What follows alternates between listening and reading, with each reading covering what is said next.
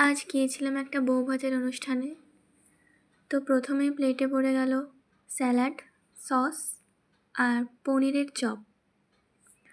পনিরের চপটার ভেতরে তো খুব ভালো মতোই পনির ছিল।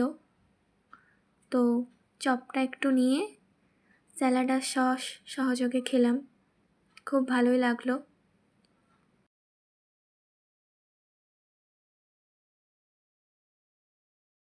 এরপরই ছিল কড়াইশুঁটির কচুরি।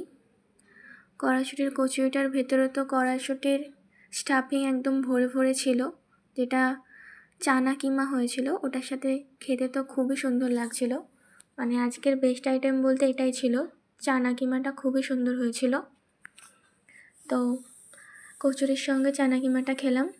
এরপর মেনুটা তোমাদের দেখাই, ওটাই দেখানো হয়নি। এরপর ছিল পোলাও। পোলাওয়ের সঙ্গে ছিল চিকেন কষা। চিকেন কষার সাথে পোলাওটা তো খুব ভালো লাগছিল খেতে।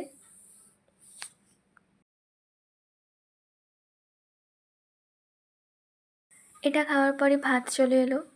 আমি তো ভাত নিইনি, তো অন্যের থেকেই ভিডিও করে তোমাদের দেখাচ্ছি। মানে আমার পোলাও আর চিকেন কষা আর এগুলো খেয়েই তো আমার একদম পেট ভরে গিয়েছিল।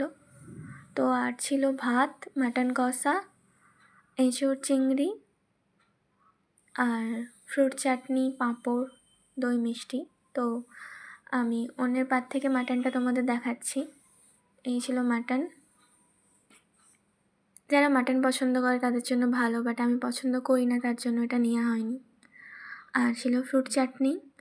ফ্রুট চাটনিটা খুব ভালো ছিল, অনেক রকম ফ্রুট দেওয়া ছিল।